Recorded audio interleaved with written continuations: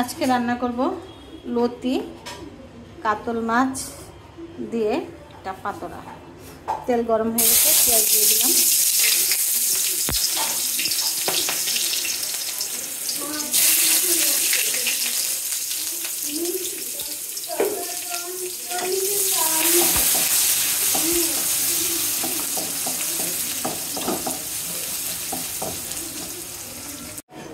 এই যে লতি কেটে ধুয়ে নিচ্ছি, আর কাতল মাছ ছোট ছোট পিস করে কেটে ধুয়ে নিচ্ছি।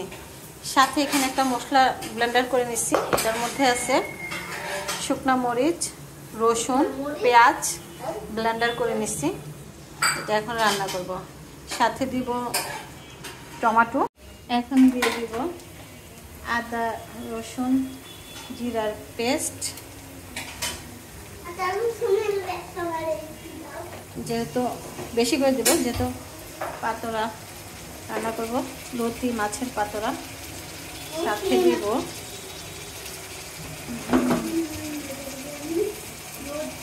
এক চামচ হলুদ,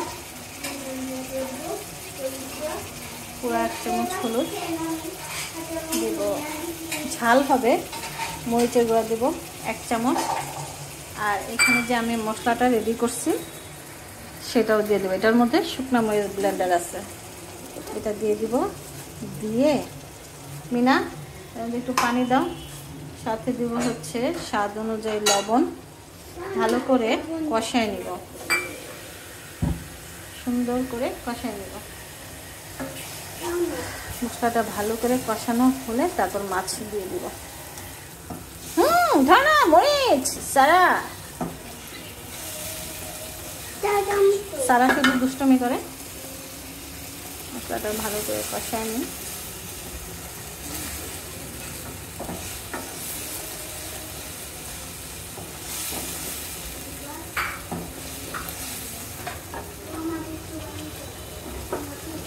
রাখো এখানে পানি রাখো।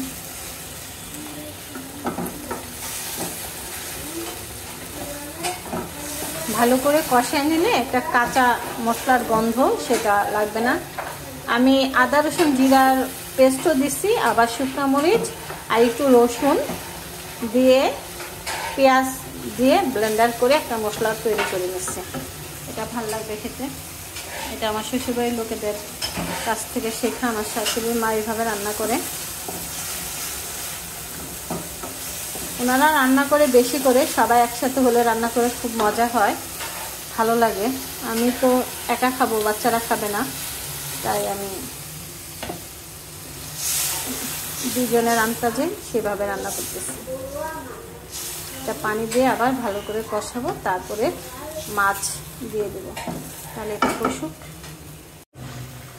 মাছটা দিয়ে দিব। কষানো হয়ে গেছে, ভালো করে তেল উঠে গেছে। এখন দিয়ে দেবো মাছ।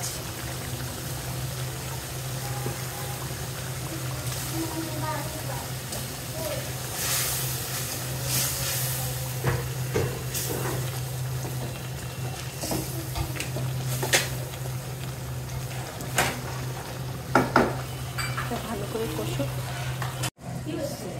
মাছ কষানো হয়ে গেছে, দিয়ে দেবো লতি।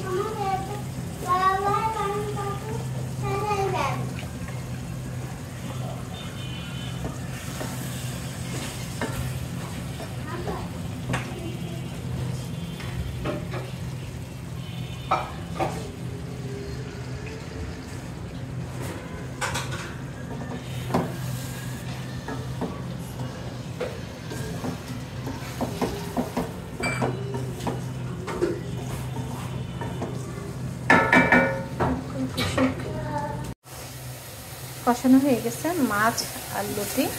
এখন এটা আলতোভাবে নাড়তে হবে, তা নাহলে মাছ ভেঙে যাবে। কাতল মাছ, মাছ তো এমনিতেই নরম। দিয়ে দিব পানি, এতটুকুই দিব,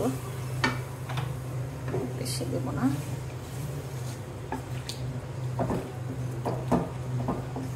তারপর এটার মধ্যে দিয়ে দিব। ক্যামেরা এদিক সেদিক হয়ে যায়, এক হাতে ক্যামেরা আর হচ্ছে এক হাতে রান্না। দিয়ে দেবো টমেটো, ধন্যা পাতা চলে আসছে, ধন্যা পাতা পরে দিব।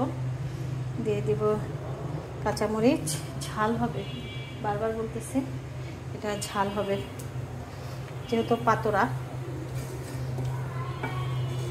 লতি, মাছ, শুকনো মরিচ, মানে এটা হলে 2 প্লেট ভাত খাওয়া যায়।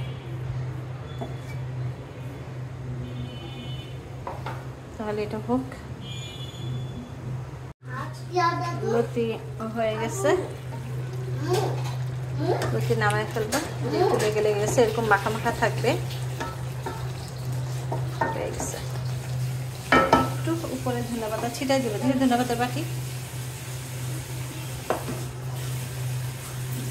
ধনে পাতা দিয়ে দেবো।